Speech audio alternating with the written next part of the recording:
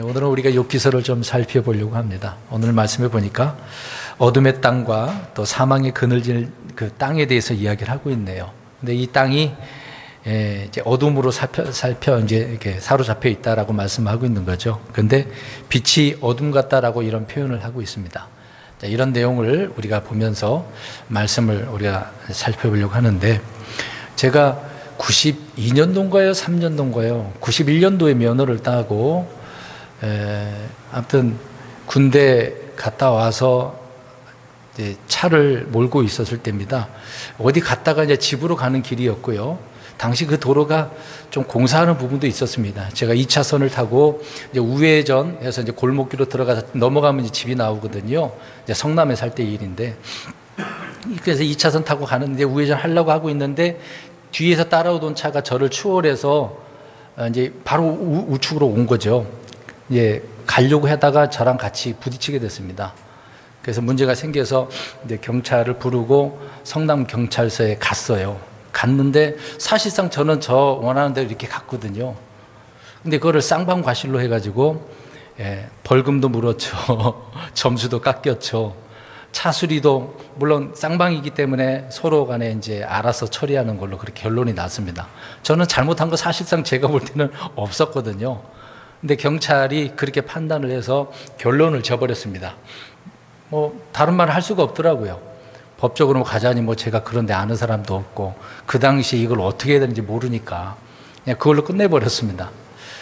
항상 그것이 간혹가다 자주 생각나는 부분도 있어요. 난 잘못 안 했는데, 저 원하는 대로 이렇게 2차선 타고 그냥 가는 것밖에 없었거든요. 그 사람이 저를 추월하려고 해서 부딪힌 것인데 사실상 그 사람이 책임이 과실이 더 있는 건데, 그런 것도 따지지도 않고 무조건 그냥 쌍방으로 끝내버렸다고 하는 것이 볼 때 이제 그 당시에 그 경찰분이 정말로 싫었습니다. 제가 왜 이런 얘기를 하냐면, 유튜브에 이제 올라오는 사고 영상들이 자주 올라오더라고요. 그 한문철 TV에도 영상이 올라온 부분이 있습니다. 어떤 분이 정상적으로 신호를 지키고 지나갔는데 사거리에서 속도도 맞고 신호도 맞고, 근데 어떤 사람이 무단횡단을 해갖고 그냥 뛰어왔단 말입니다. 그래서 그 사람을 쳤어요. 근데 쳤는데 무엇을 말씀드리려고 하냐면, 무단횡단한 사람은 아무 법적인 제재가 없어요. 사고를 당했으니까 뭐 병원에 누워있는 부분도 있겠지만, 그 사람을 친 그 사람은, 법을 지킨 사람은 죄인이 됐습니다. 쉽게 말해서 법을 어긴 게 됐단 말이죠. 그러니까 억울하다는 거죠. 나는 신호도 지키고 법을 다 지켰는데 왜 내가 잘못한 거냐. 무단횡단한 사람이, 그 사람이 무단이잖아요. 횡단을 지키고 신호를 지키고 빨간불인데 건너지 말아야 되는 거 아닙니까? 참 희한한 법이죠.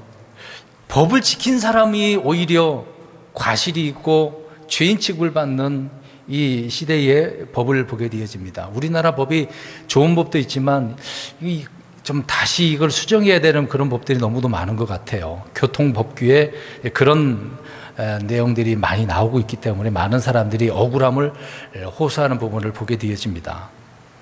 그러니까 법을 지켜도 이런 식으로 하게 되어지면 참 애매한 거잖아요. 아예 그런 장소로 다니지 못하게 한다든가, 차를 끌고 다니지 말게 하든가, 다 이렇게 벌려놓고서는 그런 제재를 하니까 누가 이게 불안해서 다니겠어요? 이 세상이 법이 있어도 질서가 무너지는 이런 것들을 보게 되어집니다. 그래서 오늘 질서 이야기를 하려고 해요. 그 당시에 오늘 이제 욥기서인데, 욥이 살고 있었을 때를 한번 생각해 보겠습니다. 이 당시에 율법이 있었겠습니까? 율법은 없었을 때거든요. 이제 욥은 아브라함과 동시대에 살고 있었던 사람입니다. 욥은 이스라엘 그 지도를 보면 요르단 오른편 동쪽에 있는 거죠. 오른편. 그러니까 에돔 지역에서 좀 여기 아라비아 그 지역까지라고 표현하고 있네요. 욥의 앞에 욥기서를 보면 설명에 아라비아 그쪽 지역이라고 표현을 하고 있는데, 아무튼 요르단 오른쪽 변이거든요. 욥기서 1장에 보면 우스 땅이라고 하지 않습니까? 그게 이제 에돔 지역 오른쪽 병에 있는 그 지역이거든요. 그러면 그 당시에 욥이 살고 있었을 때 법이 있었을까요? 없었을까요? 있었겠죠. 법이 왜 없었겠습니까? 아브라함이 살고 있었을 그 당시에도, 아브라함은 원래 어느 지역에 살고 있었었죠? 갈대아, 우르, 바벨론이죠. 그러니까 고대 바벨론에 법이 있었습니다. 함무라비 법전이라고. 큰 비석에 그것도 뭐 있을 거예요. 아마 지금 유물이 있을 겁니다. 거기에 함무라비 법전에 여러 가지 내용들이 기록되어져 있죠. 그러니까 그 당시에도 법은 있었습니다. 그러면 그 당시에 법이 있었는데도 불구하고 사람들이 어떻게 살고 있었다라고 오늘 본문에 우리 10장 22절에 이야기하고 있죠. 끝부분만 보면 돼요. 빛이 어둠 같다라고 이야기하고 있는 겁니다. 지금 그 당시의 땅을 지금 표현하고 있는 거잖아요. 이 땅에 대한 뭐 그 당시뿐만 아니라 하나님의 말씀은 뭐 과거나 현재나 미래적인 부분을 언급하고 있기 때문에 그러니까 이 땅은 지금 어둠에 사로잡혀 있다라고 말씀을 하고 있는 거죠. 근데 그런 어둠의 때에 빛이 비춘다 할지라도 이 어둠의 세력이 너무도 강하니까 그러니까 빛이 어둠같이 돼버리는 그런 경우를 언급을 하고 있는 거죠. 그러니까 지금 아무리 좋은 법, 나쁜 법 그런 것도 있다 할지라도 사람들이 서로 입법부에서 악법도 법을 이제 선한 법이라고 만들어버린 다수결의 원칙에서 정해놔버리면 그게 법이 되는 거 아닙니까? 그러니까 이런 상황이 된 것이죠. 바르게 법을 만들어서 집행을 해야 되는데 집행하는 사람도 문제고 법을 만드는 사람들도 문제가 되고 있는 것을 보게 되어집니다. 그러니까 그렇다 치더라도 법을 만들어 놨습니다. 그럼 법대로 어떻게 해야 되겠어요? 다 사람이나 그 법을 다루는 사람이나 그대로 행해야 되잖아요. 근데 그렇지 않는 경우가 너무도 많습니다. 특히 법관들도 재판관들도 잘못한 부분도 많잖아요. 이번에 판사도 그런 경우가 있잖아요. 대접을 받는 그런 경우도 있고 공직자로 간다면 조심해야 될 부분도 있잖아요. 저는 뭐 정치인들, 공직자들 좀 얘기하려고 하는 게 아니라 지금 이 세상이 어떻게 돌아가고 있는가를 지금 이야기하고 있는 겁니다. 질서가 있어요, 없어요? 없다라고 이야기하는 것입니다. 있는 것처럼 보이지만 실질적으로 무질서하다라는 것을 지금 말씀을 하고 있는 거예요. 오늘 말씀처럼 빛이 있어도 의미가 없는 그런 시대를 우리가 보고 있다 그 얘기인 것입니다. 그래서 오늘 제목을 빛이 어둠 같은 무질서한 땅 이렇게 정해놓고 우리가 이를 살펴보려고 하는 겁니다. 그러면은 세상이 그렇다 치더라도 우리는 질서가 있는 것을 어디서 발견할 수 있습니까? 우리는 성경 말씀, 기록된 말씀을 통해서 또 그렇게 기록하신 누가요? 우리 하나님이. 우리 하나님을 알면, 말씀을 통해서 알면 질서가 뭔가라는 것을 깨닫고 바르게 살 수가 있는 겁니다. 그러니까 기준이 중요한 거예요. 표준, 스탠다드, 이게 굉장히 중요한 것입니다. 성경도 기준이 뭐냐라는 거죠. 뭐 질량인가요? 그 보존하는 그 부분도 있는데 전 세계 하나 질량이 딱 있다고 하더라고요. 그거를 놓고 다른 기준을 딱 정한다고 합니다. 근데 그런 게 아니라 그거를 카피하고 카피한 것을 가지고 하면 틀어진다는 거죠. 예전에 제가 뭐 손재주는 없습니다만은 목공에 대해서 그냥 눈으로 보고서 한번 한 적이 있었습니다. 이제 책장을 만들려고 이제 집에서 이제 줄자를 정해놓고 이렇게 했거든요. 이제 첫 번째 거 잘랐단 말이에요. 그게 이제 기준이라 보면은 그걸 놓고 이제 계속 잘라 나가야 되는데 잘라놓고 그 다음 잘라놓은 거를 가지고 또 자르고 그 다음에 그 다음 나온 거 또 잘라놓은 걸 가지고 그렇게 해봤어요. 그렇게 했거든요. 나중에 이렇게 맞추려고 하니까 어떻게 됐겠어요? 안 맞았습니다. 진짜 그런 경험을 했어요. 그러니까 처음에 한 것을 가지고 기준을 놓고 해야 다른 것을 그대로 맞춰 나갈 수가 있는 거거든요. 기준이라고 하는 것이 바로 그것입니다. 우리 삶에도 여러 가지 기준이 있지만 정확한 우리의 삶의 지표가 되고 기준이 되는 하나님 말씀을 통해서 기준을 잡고 나아가야 우리가 올바른 길을 갈 수가 있는데 근데 그 기준에서 벗어나서 자꾸 사람들은 다른 기준을 만든다는 게 문제가 되는 거죠. 그러니까 아무리 옳은 기준이 있다 할지라도 쳐다도 안 보니 사람들이 만들어 놓은 그 기준을 가지고 바르게 살 수가 있었겠습니까? 예수님께서 이 땅에 오셔서 보니까 어때요? 하나님 말씀 온데간도 없고 유대인들이 무엇을 가지고 살아요? 하나님 말씀 말고 장로들의 유전, 구전, 입으로 전해온 것들 그게 더 하나님 말씀 위에 있단 말입니다. 그러니 하나님 말씀을 무시하고 그것을 더 높게 사용을 하고 있으니까 예수님이 그걸 책망하셨던 거거든요. 그러니까 그들의 잘못을 지적하니까 그들이 싫었던 것이죠. 많은 부분에 있어서 그 부분도 있어서 예수님을 십자가에 못 박혀 죽이게 만든 자들이 유대인들 아니겠습니까? 그래서 오늘은 질서 이야기를 하려고 해요. 우리 하나님을 우리가 생각해 보도록 하겠습니다. 하늘과 땅을 하나님께서는 창조를 하셨어요. 그것만 창조하셨나요? 시간도 창조도 하셨죠. 그런 하나님은 일사불란하게 계획대로 다 이루시는 분 아닙니까? 그래서 하나님은 혼란의 하나님이 아니라 질서의 하나님이라고 성경은 말씀을 하고 있는 거죠.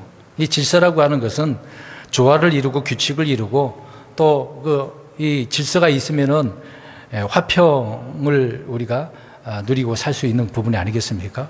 그 질서가 무너지면 화평이 없는 거죠. 근데 사람들은 하나님께서는 뭐 어쩌다가 보니까 우연히 저절로 뜻밖의 하나님도 생각 못했던 거 뜻밖의 그렇게 해서 말씀을 하시고 성경을 기록하고 그 다음에 그것을 이뤄 나가시고 그렇게 착각하는 분들이 있습니다. 그러나 하나님은 그런 분이 아니라는 거죠. 하나님도 생각지 못했던 것들이 일어나는 그런 일은 없습니다. 하나님은 모든 것을 다 알고 계시는 분이죠. 그래서 전지전능하신 분이다라고 말씀을 하고 있는 겁니다. 주께서 예상치 못한 일? 아니, 그런 거 없어요. 계획하지 못했던 거? 아니, 그런 거 없습니다. 다 알고 계획하시고 준비해 놓고 계시는 분이죠. 어떤 돌발 변수로 일들이 일어난다 할지라도 하나님은 어떤 일은 다 해결하실 수 있는 그런 분이라는 것이죠. 그래서 우리 주님은 모든 일이 자신의 뜻과 계획 가운데서 행하시고 미리 그것들을 다 말씀해 주시면서 이루시는 것 아니겠습니까? 그 이스라엘 백성들에게 미리 일러주잖아요. 미리 일러주시고 너희들 이렇게 하면 안 된다. 조심해야 된다. 그렇게 하면 나 이렇게 너희들 심판할 거다. 얼마나 많은 말씀들을 기록하고 계십니까? 그러니까 이런 것을 알면 우리가 불안해하지 않죠. 얼마나 평안합니까? 세상 법은 막 불안해요. 한 가지 여담을 더 설명을 한다면 우리가 개신교에 있었을 때 구원에 대한 부분이 얼마나 불안합니까? 내가 구원 받았나? 못 받았나? 굉장히 불안한 삶을 살아가는 분들이 얼마나 많아요. 성경 읽으면서도 불안해해요. 우리는 근데 불안한 게 아니라 확실하잖아요. 하나님이 나를 구원하시는 거지 내가 구원한 건 아니지 않습니까? 우리 여러분, 내 죄를 용서받으려면 내가 무엇을 하면 될까요? 할 거 하나도 없어요. 어떻게 하기만 하면 돼요? 예수님 믿기만 하면 돼요.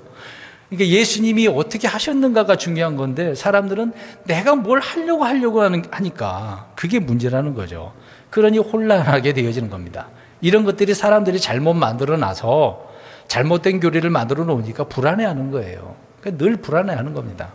교회 와도 우리 교회 와서 가르쳐줘도 불안해하시는 분들이 있어요. 안 믿어지는 걸 어떻게 하겠습니까? 시편 71편 1절에 다윗이 이렇게 이야기합니다. 오 주여 내가 주를 신뢰하오니 내가 결코 혼란에 빠지지 않게 하소서. 그러니까 물론 자기도 사람이니까 나는 혼란에 빠질 수 있다 지금 다윗이 이야기하는 거잖아요. 근데 누구에게 지금 이렇게 요구하고 있는 겁니까? 하나님 앞에 간청하고 있는 거예요. 나를 혼란에 빠지지 않게 해달라고. 그러니까 하나님은 어떤 분이라는 얘기예요? 질서의 하나님이라는 거죠. 하나님은 혼란의 하나님이 아니시라는 얘기죠. 우리가 광대한 우주를 천문학을 천체 물리학을 연구하는 사람들이 있습니다. 그분들을 통해서 우리 보면 고백들을 보면은요 우주가 광대하지 않은 끝이 없잖아요. 근데 연구하면 할수록 너무도 놀라운 거예요. 어떻게 이런 우주가 형성될 수 있고 조금이라도 오차가 없이 이렇게 움직이고 있는가. 그들은 그렇게 깨닫는다고 합니다. 연구하다 보니까. 근데 어떤 분들은 악의적으로 그를 하나님을 거역하기 위해서 생각하는 사람들이 있겠습니다만은.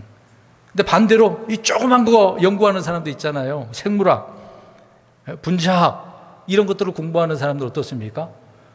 광대한 것보다도 이 조그만 것 가운데서도 일사불란하게 그 체계적으로 움직이는 것을 보면 더 놀랍죠. 이런 조화를 깨닫는 사람들이 하나님을 믿을 수밖에 없는 거예요. 정말 올바른 것을 알고자 이런 것을 찾는 연구하는 사람들은 깨닫는다는 얘기죠. 망원경으로 우주를 보든 간에 현미경으로 작은 세포를 보든 간에 무엇을 보든지 간에 하나님이 지으신 세계는 질서와 조화가 있다라는 것입니다. 그런 내용을 우리는 성경을 통해서 우리 하나님을 통해서 알 수 있는 거죠. 그래서 하나님은 질서의 하나님이십니다. 우리는 모든 생물의 엄청난 다양성에 놀라면서도 그 가운데 절묘한 질서가 있다는 것을 알 수가 있어요. 여러분 동물의 왕국만 보세요. 저 자주 보거든요. 시간 날 때 틀다 보면은 채널도 뭐 좋아하는 드라마도 없고 그냥 있으면 보고 없으면 안 보는 그런 생활을 하고 있는데, 근데 동물의 왕국이 틀다가 나오면은 봅니다. 어떻게 저 동물들이 살고 있는가. 물론 지금의 입장에서는 양육 강식의 그런 내용들을 보지만 얼마나 조화롭게 움직여요. 근데 그렇게 어떻게 보면 막 어떤 동물들은 도망가기도 하고 쫓아가기도 하고 그러잖아요. 그런데 시간이 이제 지나가고 있는 장면들을 동물의 왕국에서 보여주거든요. 근데 그런 내용들을 보면서 야, 어떻게 저렇게 조화롭게 또 그 다음날 아침에 이루어 나가고 있는가. 그런 장면들을 볼 때 놀라움을 금치 못할 때가 많이 있습니다. 여러분, 흔히 자연법칙이라고 일컫는 과학적인 그런 사실들을 볼 때 하나님께서 부여하신 그런 질서에 대해서 놀랄 수밖에 없는 거거든요. 창세기 1장만 보세요. 하나님께서 6일 동안 어떻게 하셨습니까? 창조를 하셨어요. 물론 있던 것도 드러나게 한 부분도 있습니다만은 그런 내용들을 보면 질서 있게 하나님은 창조하셨거든요. 질서를 거기에다 부여해 주셨기 때문에 그렇습니다. 해, 달, 별을 만드시고 해, 달을 통해서 낮과 밤을 어떻게 하셨어요? 주관하게 하셨어요. 또 그것뿐만 아닙니까? 계절을 또한 주시지 않습니까? 어떤 나라는, 우리나라는 사계절이 있습니다만은 어떤 나라는 사계절이 없어요. 이스라엘 같은 경우에는 여름과 겨울밖에 없습니다. 또 그것뿐만입니까? 하나님께서는 땅의 경계를 또 거주의 경계를 정하셨다라고 이야기를 하고 있습니다. 우리 시편 104편 9절을 한번 읽어볼까요? 시편 104편 9절. 104편 9절을 읽어보겠습니다. 희한해요. 우리가 해변가에 가다 보면 파도가 치는데 파도가 그렇게 바닷물이 얼마나 많습니까? 넘쳐 흘러야 되잖아요. 육지에 들어와야 되는데 오다가 그냥 다시 돌아가요. 104편 9절 시작. 주께서 경계를 정하사 물들로 하여금 땅을 덮지 못하게 하셨나이다. 아멘. 하나님께서 파도가 칠 때 해변가에서 어떻게 하셨다고요? 경계를 정하셨어요. 이게 질서 있게 하신 거거든요. 그러니까 안 넘치는 거예요. 놀랍죠. 근데 어떤 나라는 넘친다고, 물이 넘쳐서 망한다고, 일본 같은 경우 점점 줄어든다고 해서 걱정을 하잖아요. 걱정 하나도 할 거 없어요. 조금 넘쳤을 뿐이지 다 잠기지는 않아요. 하나님이 정해 놓으시는데 이 세상이 망하기 전까지는 일본은 안 없어져요. 걱정하지 마세요. 불안할 것도 없어요. 일본 사람들 여기저기 다른 나라로 이주하는 경우도 있네요. 그 내용을 보니까. 아무튼 하나님은 정하셨어요. 그것은 질서의 하나님이시기 때문에. 그러면 한순간이라도 이 질서가 무너지면 어떻게 될까요? 지금 금방 바다 해변가 그 얘기했습니다만 어떻게 될까요? 그것이 이 무태 사는 사람은 다 특히 섬 사람들은 어떻게 되겠습니까? 그냥 침몰돼서 죽는 거죠. 도망도 못 가는 겁니다. 표현할 수가 없게 어떻게 할 수가 없어요. 엄청난 사고가 일어나는 거죠. 간혹 가다가 쓰나미, 해일도 일어나고 있는데 그건 일부분이고요. 여러분, 하루라도 해가 뜨지 않는 날이 있나요? 물론 구름이 비가 올 땐 가려서 그렇겠습니다만은 언제나 해는 뜰 수밖에 없죠. 주님의 창조 질서가 그렇게 되기 때문에 그래요. 그러니까 하나님이 정해놓으신 거 파괴될 수가 없습니다. 사람이 어떻게 할 수가 없어요. 지금 뭐 지구촌에 여러 가지 그런 공해 문제도 있지 않습니까? 그 문제를 해결하려고 탄소 문제 여러 가지 이야기하고 있고, 뭐 북극이 뭐 얼음들이 녹고 다 별의별 이야기 다 하잖아요. 거기에 다 숨겨놓은 그들의 음모가 있습니다. 그건 믿을 필요가 없고요. 하나님이 정해놓으신 것 사람들이 파괴할 수가 없습니다. 질서는 주님의 능력과 지혜와 권위를 그대로 보여주고 있다라고 하는 부분입니다. 그런데 주님은 자연 질서만 세우겠습니까? 자연에만 질서가 있겠어요? 자, 여러 가지 질서를 잠깐 이야기하려고 합니다. 먼저 가정에도 질서가 있습니다. 가정에 하나님께서 질서를 두셨는데, 가정을 이루지 않는다면 그 가정 없으니까 질서가 없겠습니다만은, 일단 남자와 여자가 만나서 가정을 이루면, 결혼하게 돼서 가정을 이루면 질서가 있다라고 이야기를 하고 있는 겁니다. 가정에서 남편, 이제 가장이 되겠죠. 가장의 권위, 이 부분을 청산하자고 이 세상에서는 주장을 하고 있지 않습니까? 너무 가부장적인 그런 면이 있어가지고 없애버려야 된다고. 왜? 남자와 여자는 평등이니까. 여러분 어떻게 생각합니까? 여기 부부가 지금 계시는데 뭐 인간관계는 다 동일한데 어때요? 똑같습니까? 왜 대답들을 안 하시나요? 성경은 그렇지 않게 말씀을 하고 있는 거죠. 권위와 복종에 대해서 순복의 관계를 가르치고 있습니다. 자식들은 부모에게 어떻게 해야 되죠? 순종해야 되죠. 근데 생각해 보세요. 사람들은 남편과 아내가 동등하다라고 하면서 자녀들에게는 부모에게 어떻게 하기를 가르치죠? 순종. 앞뒤도 안 맞는 일을 하고 있는 거예요. 그러니까 무질서죠. 질서가 없는 겁니다. 자기들이 세우긴 했는데 앞뒤가 안 맞는 질서를 행하고 있는 거죠. 하나님은 정해놓으셨어요. 고린도전서 11장 3절에 보면은 그러나 나는 너에게 이것을 알기 원하노라. 즉 각 남자의 머리는 그리스도시요 여자의 머리는 남자요 그리스도의 머리는 하나님이시니라. 예. 여자 위에 머리는 누구예요? 남자 남편에게 있는 거죠. 남편의 머리는 우리 예수님이고 예수님 머리는 우리 하나님이다. 그러니까 이걸 질서를 이야기하고 있는 거거든요. 스스로가 이런 질서를 잘 지켜내야 되는 것입니다. 이런 질서는 어떻게 유지되겠습니까? 하나님께서 정하신 그 질서대로 우리가 순종하면 되는 거거든요. 그러면 가정에서도 그 가정이 순탄한 평화가 넘치는 안정적인 가정이 되거든요. 근데 이것이 무너져 보세요. 쉽지가 않습니다. 그래서 이런 게 무너지면 자녀들이 하는 말이 있어요. 앞에다 놓고 훈계를 할 때 엄마도 그랬잖아. 아빠도 안 지키면서 뭐 나한테 그런 말 자녀들에게 한번 들어봐요. 부끄러워서 더 이상 할 말이 없어요. 왜요? 뭐가 무너져서 그래요? 질서가 무너져서 그러거든요. 하나님은 자연뿐만 아니라 가정에서도 이렇게 세워주셨다는 이야기입니다. 사회적으로도 마찬가지예요. 가정뿐만 아니라 또 사회에서도 질서를 세우셨거든요. 로마서 13장 1절 2절을 보시면 알 수가 있습니다. 하나님이 권력을 이 세상에게 줬어요. 왕의 권세. 지금 뭐 우리나라에 뭐 대통령이 있고 많은 법을 다루는 사람도 있고요. 신하는 왕의 권세에 순복해야 되고요. 종은 어떻습니까? 주인에게 순종해야 되겠죠. 이것이 하나님이 정하신 것이라고 이야기하고 있습니다.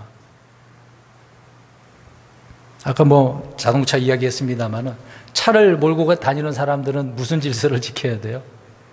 교통 질서를. 자, 여기 운전하신 분들이 다 있는데 안 지키면 어떻게 되겠습니까? 사고 나면 여러 사람들이 피곤해요. 사고 안 나는 게 제일 좋은 거거든요. 사고 안 나려면 어떻게 해야 돼요? 질서만 잘 지키면 돼요. 법을 잘 지키면 되는 거예요. 근데 지금 법을 잘 지켜도 문제가 된다라는 거 지금 얘기하고 있는 것인데, 아무튼 안 지키면 사고가 나고 여러 사람들이 불편할 수밖에 없습니다. 마찬가지로 주님이 정하신 이런 사회 질서를 어기게 되어지면 혼란에 빠질 수밖에 없는 거예요. 이 세상 지금 보세요. 우리가 눈으로 뉴스만 들어도 이렇게 혼란스럽나? 주님 빨리 오십시오. 그렇게 우리는 생각할 때가 많잖아요. 성경에 분명히 사회 질서 또 이런 권력에 순복하라고 주께서 정하신 것이라고 말씀을 하고 있는 겁니다. 베드로전서 2장 13절에서 15절을 보면 주를 위해 사람의 모든 규례에 복종하라고 이야기하고 있습니다. 누구를 위해서요? 주를 위해서요. 나 자신을 위한 부분도 있겠습니다만은 우리는 주를 위해서. 왜? 주님께서 어떻게 하신 것이기 때문에. 지금까지 이야기하고 있는데 질서를 정해놓으셨기 때문에, 하나님이 정해놓으신 거, 이거 주를 위해서 우리가 그렇게 하는 거라는 얘기예요. 주께서 정하신 거 우리가 순종하는 겁니다. 왜 우리 대한민국 이런 악법이에요? 사실 그런 법이 있지만 그래도 어떻게 해야 돼요? 법을 해놨으니까 지켜야죠. 내가 조심해야 될 건 당연한 거고, 모든 규례에 복종하라고 이야기합니다. 억울할 때도 있어요. 하나님께 맡기고. 베드로전서 5장 5절에도 보니까 교회 내의 질서도 있대요. 교회에서도 우리 다 믿음의 형제 자매이면서도 질서가 있어요.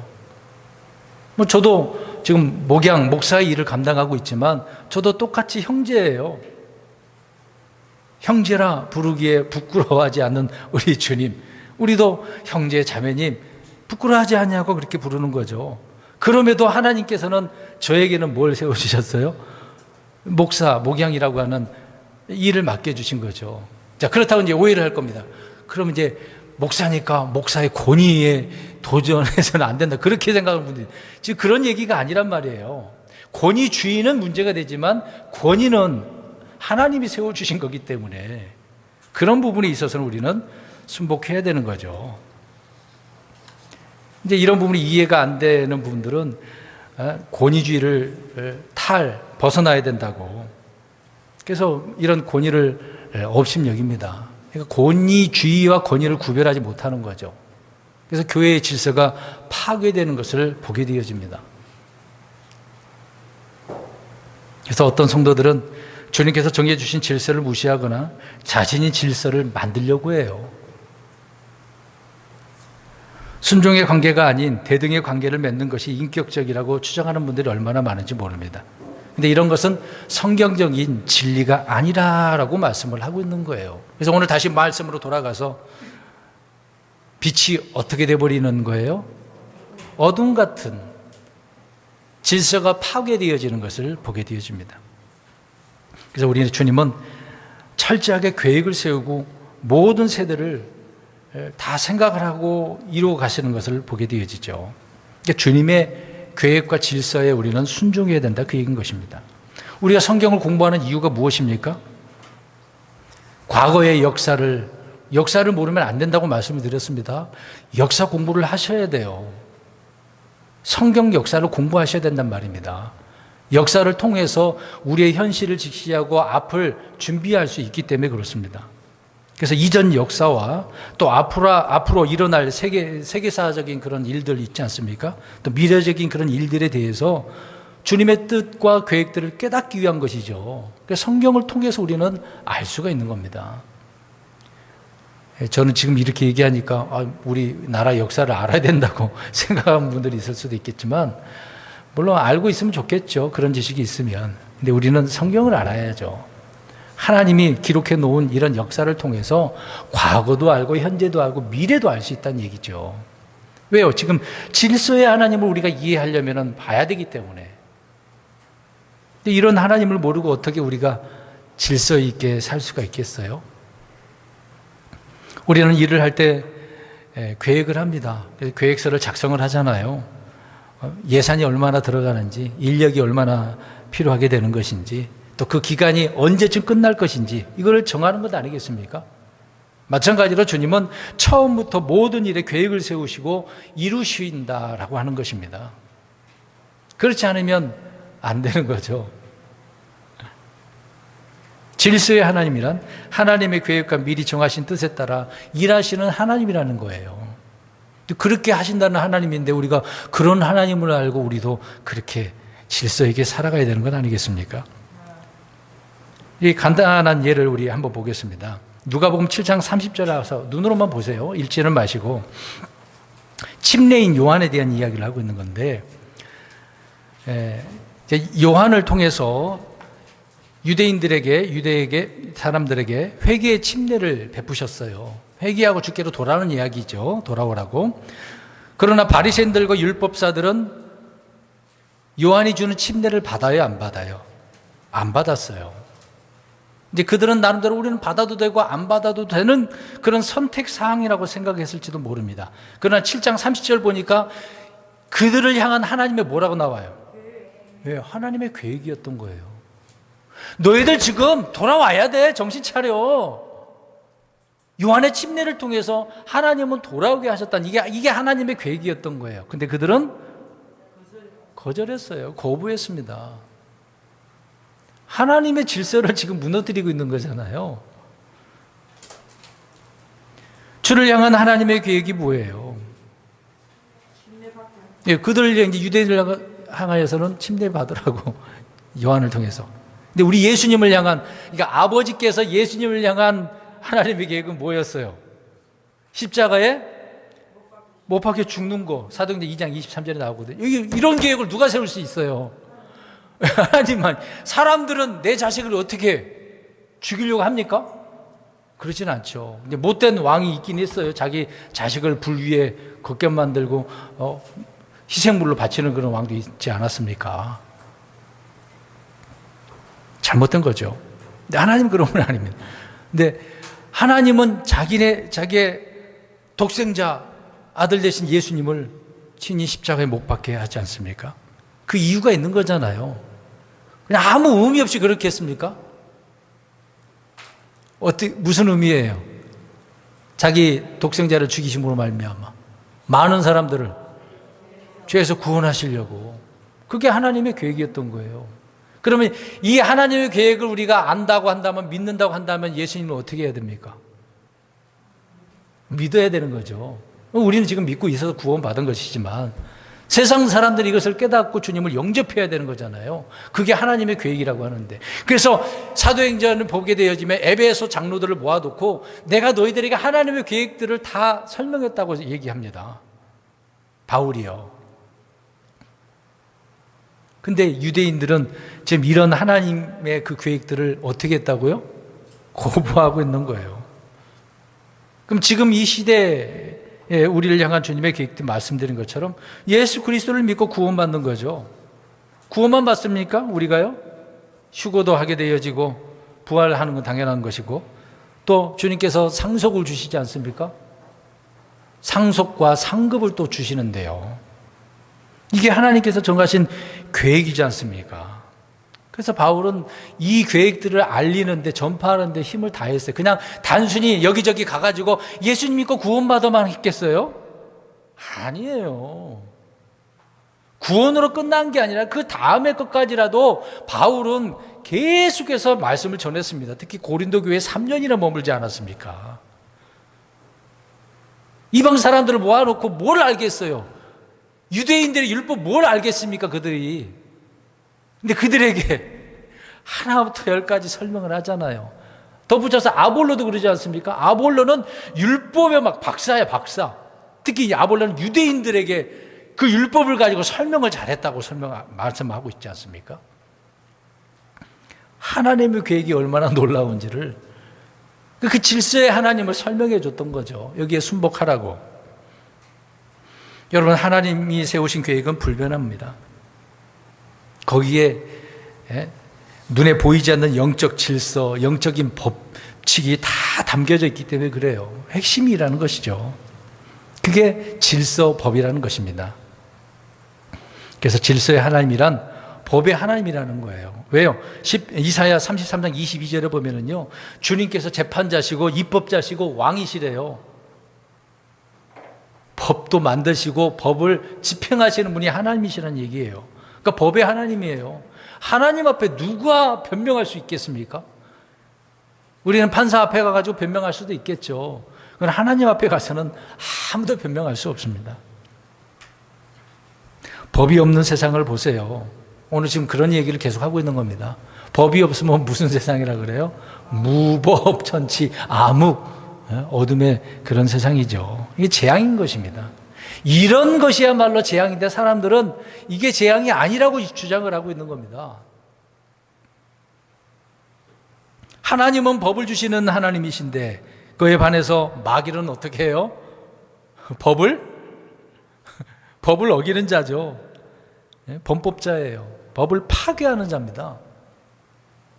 그러니까 마귀에 사로잡힌 사람들이 이렇게 파괴하면서 법을 어기면서 살고 있는 이 시대를 우리가 살고 있는 거예요. 근데 이런 무질서한 이런 세상에서 질서 없이 살아간다라고 한다면 우리 그리스도인들 이거 부끄럽지 않습니까? 이걸 빨리 캐치를 하고 계셔야 돼요.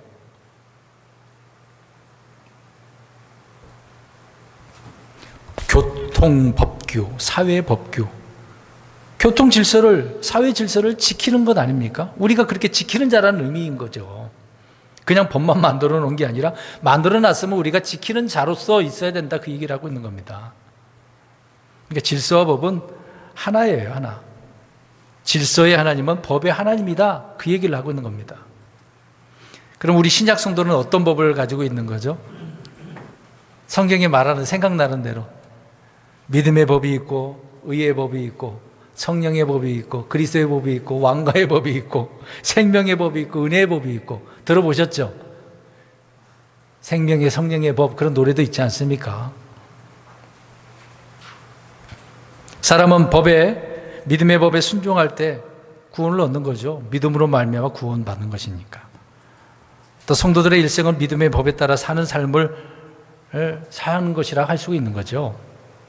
또 하나님의 의에 이르게 하는 것이 의의 법이잖아요. 그래야 의의 법에 이르게 되어지는 것이니까.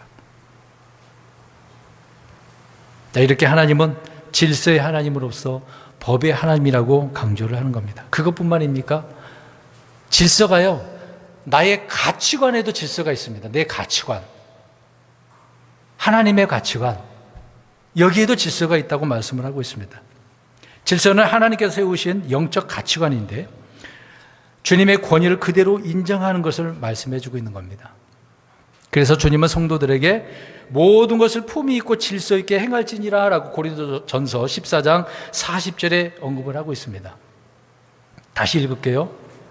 모든 것을 품위 있고 질서 있게 행할지니라. 품위 있고 질서 있게. 우리 그리스도인들이 그런 모습을 보여줘야 세상 사람들이 볼 때, 야, 정말 하나님 믿어야 되는 거구나. 예수님 믿어야 되는구나. 그렇게 돼야 되는 거잖아요. 그럼 우리 성도님들이 빛을 비치지 못하고 질서 있게 살지 못한다면 사람들이 볼 때 어떻게 판단하겠습니까? 뭐 교회 다녀봤자, 예수님 믿어봤자 소용없네. 이런 말을 듣는 거죠. 자, 옆에 사람 쳐다보시고 품이 있어 보이십니까? 질서 있게 보이십니까? 예. 그렇게 안 보이시나요? 가정 안에서도 그렇게 안 보이면 가정 질서가 파괴된 거지. 예? 사회 질서, 예? 내 가치관의 질서 무너진 거 아닙니까? 무질서와 혼동, 혼란은 하나님의 성품이 아닙니다. 하나님의 영이 하시는 일은 아니죠. 주님의 일은 질서 정연하고 자연스럽고 진리를 거슬리지 않습니다. 얼마나 조화로운지 몰라요. 그래서 주님께서는 무엇이나 질서 있게 행하도록 명령을 하셨습니다. 우리는 그러면 얼마만큼 질서 있게 하나님을 섬기고 있습니까? 그렇게 생활하고 있습니까? 예배를 한번 생각해 보겠습니다. 예배도요, 질서 있게 해야 되거든요. 우리 성경 한번 볼까요? 역대상 한번 가보겠습니다. 역대하 29장 35절을 보세요. 역대하 29장 35절. 성경에 그렇게 기록되어 있어요. 그냥 오늘날 뭐 예배 시간을 적용하려고 제가 언급한 게 아니라 과거에도 이미 하나님을 섬길 때 정해져 있었습니다. 29장, 역대하 29장 35절 찾았으면 읽겠습니다. 시작. 전물과 화평 헌물의 기름과 모든 번제 헌물에 쓸 음료 헌물이 많았더라. 이렇게 주의 집에서 섬기는 일이 질서 있게 정해졌으며. 자, 여러 가지 헌물을 바쳐야 되는데 이런 일들을 다 주의 집 성소죠. 어떻게 했대요? 네, 섬기는데 질서 있게 했대요. 막 여기저기 막 시끄럽게 오합지졸로 된 게 아니라 질서를 통해서 하나님을 섬겼대잖아요. 제가 예전에 태국 네팔 갔다 왔다고 했지 않습니까? 네팔 가가지고 그 화장터도 가봤고요. 또 그들이 제사 지내는 곳까지 가봤어요. 줄 서 있더라니까요. 지금 염소도 봤어. 네팔 사람 지금도 그들은 희생물 드려요. 그들은. 그리고 바로 제사장이, 거기 제사장이 있고 그 사람들이 있는데 칼로 목을 따요. 근데 옆에서 노래 부르는 사람도 있었고요. 막 악취가 나고 막 울렁거리고 그러더라고요. 처음 보니까. 지금도 그들은 그렇게 해요. 근데 그들도 질서 있게 기다리면서 자기 차례를 기다리면서 하긴 하더라고요. 그들의 법이 있으니까 그렇겠죠. 자, 이렇게 유대인들도 하나님 앞에 질서 있게 주님을 섬겼더라고 하고 있는데 우리는 어떻습니까? 오늘 이 예배 시간 나오셨는데 어떻게 하고 계시나요? 물론 우리 교회 주보에 나와 있는 대로 순서 있게 저는 인도를 하고 있습니다. 근데 어떤 교회는요, 이런 것도 없이 그냥 생각나는 대로 편한 대로 목양자가 인도하는 대로 갑자기 설교하다가 찬송하고 싶으면 찬송 부르고 기도하고 싶으면 기도하고 다시 또 말씀 읽고 선포하고 막 그런 교회도 있습니다. 희한하더라고요. 뭐 거기에 방식이 그렇다 치다 하더라도. 근데 우리는 그런 데 가면 어떨까? 적응할 수 있을까요? 힘들걸요. 견디지 못할 겁니다. 다른 교회 성도님들이 우리 교회 오면은 못 견딜 수도 있는 거죠. 여러분, 무질서는 결코 자유가 아닙니다. 질서 있게 이루어질 때 자유롭고 평안이 넘치는 거죠. 하나님은 그렇게 질서를 통해 하나님을 섬기는 겁니다. 기도도 마찬가지예요. 여러분 잘 보세요. 우리가 많은 말을 하잖아요. 오늘 오셔서 기도하셨어요, 안 하셨어요? 예배 전에 아까 우리 묵상 기도했습니다만은 끝나고도 또 기도하실 것이고 나름대로 속으로 생각하면 기도하실 겁니다. 자, 기도할 때도 어떻게 해야 돼요? 제가 지금 강조하는 게 뭐예요? 질서. 기도할 때도 질서 있게 해야 돼요. 성경에 횡성수설 중언부언 나오잖아요. 했던 말 또 하고 또 하고. 하나님 그런 거 싫어하셔요. 우리 욥기서 한번 볼까요? 욥기서 나와요. 37장 19절. 욥기서 37장 19절. 이건 제 말이 아닙니다. 자, 하나님께서 들으시는 기도가 뭔지를 보면 알 수 있어요. 37장. 말도 우리가 어떻게 해야 되는지 알 수 있어요. 말하는 것도, 기도하는 것도 그러겠습니다만은 19절 시작.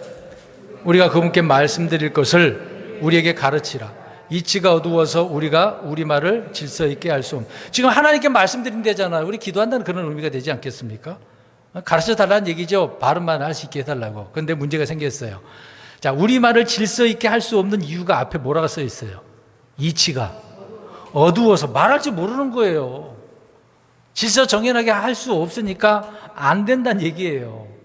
자, 그런 말을 하나님 앞에 한다고 생각해 보세요. 하나님, 자, 왜 보세요. 우리가 서로 대화하다가 너 뭔 말하는 거냐? 그럴 때가 있잖아요. 앞뒤가 안 맞고 갑자기 딴 얘기하고 그러면 이게 뭔 얘기지? 한참 생각할 때가 있어요. 자, 우리 하나님이 그렇다고 생각해 봅시다. 우리 여러분들이 하나님 앞에 그냥 아무 생각 없이 행설수를 하면서 하나님 앞에 말했다고 생각해 보세요. 그럼 하나님은 어떻게 생각하실까? 그렇죠. 하나님도 못 알아들어. 안 듣겠다는 얘기죠. 하나님 그런 기도를 안 들으신다는 얘기입니다. 그냥 편하게 자기가 깨달은 말, 이해하는 말을 하면 되는 거예요. 그게 기도예요. 휘황찬란하게 말을 뭐 집어넣고 만들어 놓고 그런 의미는 없습니다. 하나님 그런 걸 안 좋아하신다니까요. 우리 오류가 있었던 고린도 교회를 한번 보겠습니다. 고린도전서 14장 19절 보겠어요.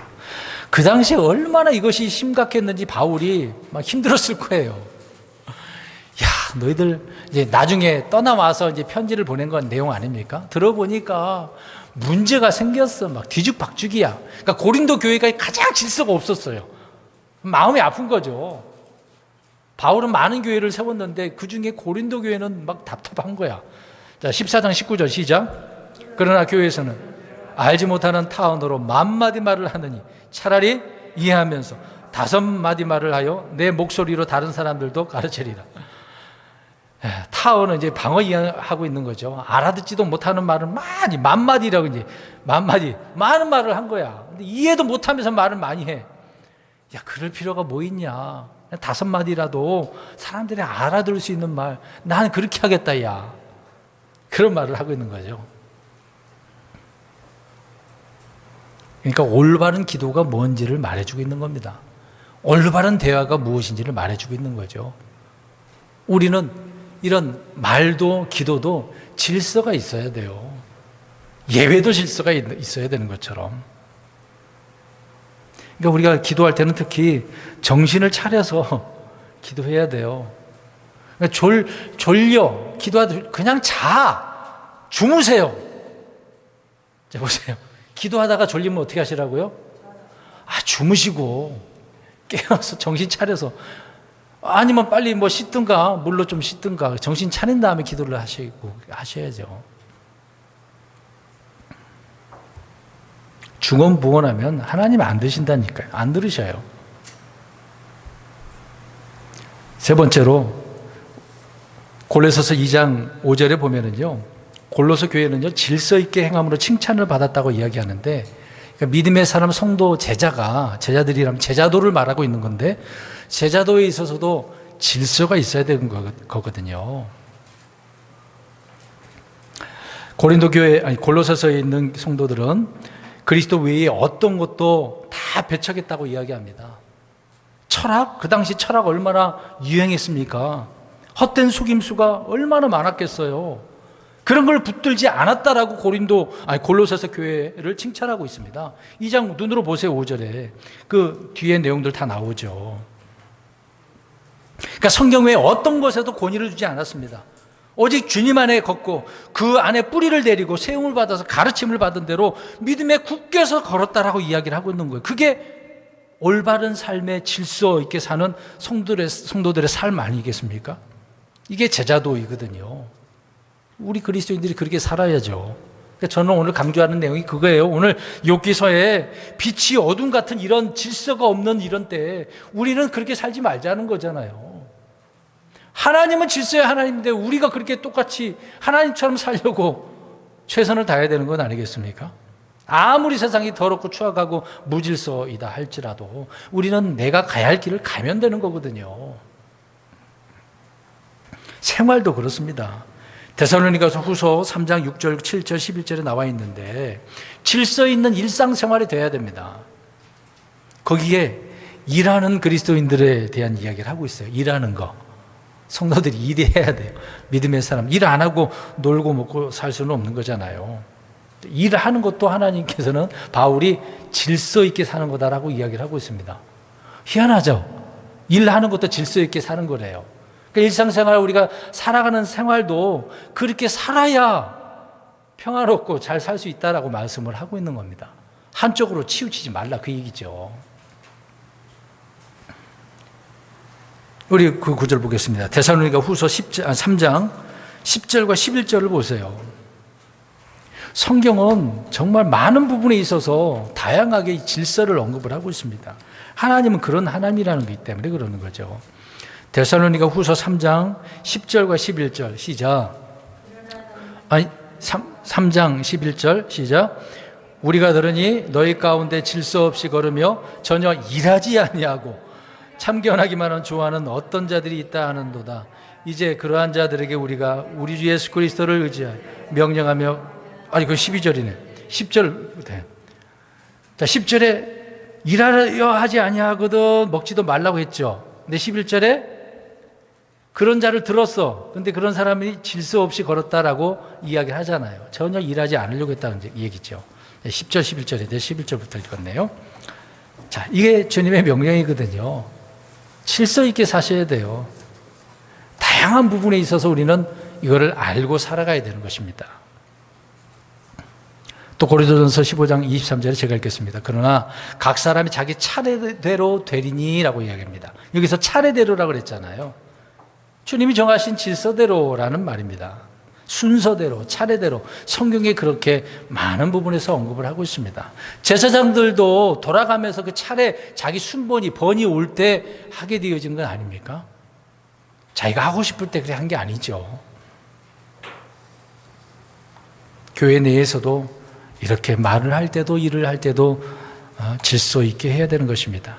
고린도전서 14장 33절에 성도들의 모든 교회에서 드러난 바와 같이 하나님은 혼란의 창시자가 아니요 화평의 창시자시라. 그러니까 질서가 없는 곳에는 화평이 없는 거잖아요. 근데요, 하나님이 아닌 다른 무엇을 신뢰할 때 이 혼란, 질서가 파괴가 되어진다는 겁니다. 그러니까 하나님과 밀접한 관계를 맺고 살아가야 되는 거예요. 바르게 살려면.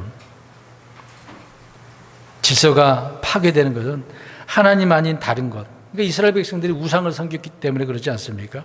그러니까 주님의 분노를 일으키게 되어지는 거예요. 이 분노를 일으키는 것도 질서를 무너뜨리는 거라고 말하고 있습니다. 예레미야 7장 19절에. 또 예레미야 20장 10절에는요. 주님의 종을 핍박했기 때문에 그 당시에 대언자를 얼마나 핍박을 했습니까? 하나님 말씀 전해줘도 오히려 그 대언자를 돌로 쳐서 죽이려고 하는 그 이스라엘 백성들을 우리가 보죠. 이런 것 자체가 하나님을 핍박하는 거, 하나님의 질서를 무너뜨리는 거라고 말씀을 하고 있는 겁니다. 역사적으로나 세계사적으로도 그러지 않습니까? 자, 우리 한 가지만 또 살펴보려고 하는데 시편 106편 16절에 18절을 지금 펴고 계십시오. 여러분, 우리 사람들의 시기심이 있잖아요. 시기심. 이 시기심이 질서를 무너뜨린대요. 민수기서에 보게 되어지면 레위 지파 고라가 있지 않습니까? 고라와 그 자손들이 있는데 이 고라는 왜 모세와 아론을 대적한 줄 아십니까? 자, 눈으로 보세요. 106편 16절 보니까 모세와 아론을 어떻게 했대요? 시기했어. 이제 그 다음에 17절 읽어보세요.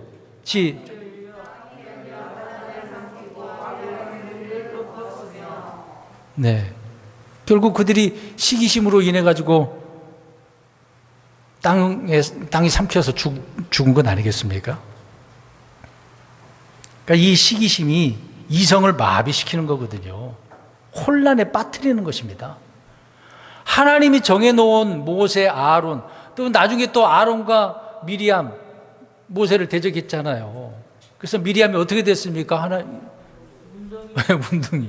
그래서 그 기간 정한 만큼 또 벌을 받아야 되니까 아론은 제사장이었기 때문에 그렇게 하지 않았던 것이고, 하나님은 질서의 하나님이에요. 이 질서를 무너뜨리는 거 하나님이 정말 싫어하시는 거예요. 우리가 성경 읽을 때마다 그런 내용 나오면 야, 이 조심해야 되겠구나. 오늘 오전에 아이들에게 가르친 것처럼 뉘우쳐야 돼요. 깨달아야 돼요. 내가 잘못했구나. 빨리 뉘우치면 괜찮을 거거든요. 안 뉘우치니까 크게 혼나는 것이죠. 시기심은 자신들의 혼을 혼란에 빠뜨리고 몸을 지옥에 불태우게 되어지는 겁니다. 고라가 그런 거 아닙니까? 결론적으로 말씀드리겠습니다. 우리는 질서의 하나님에 대해서 알아야 돼요. 깊이 묵상해야 됩니다.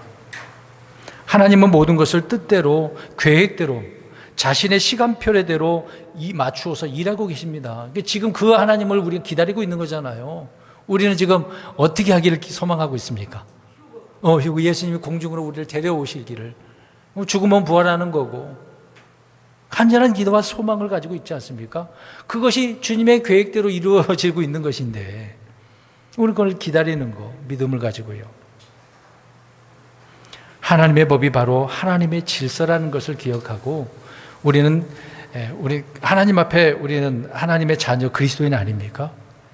질서 있게 살아가는 저와 여러분이 되고, 그래서 이 땅에 지금 어두워 있잖아요. 빛이 어둠같이 되어온 이 세상을 밝게 비추고 바르게 질서를 세우는 저와 여러분들이 되시기를 주의 이름으로 축원합니다. 아멘. 기도하겠습니다.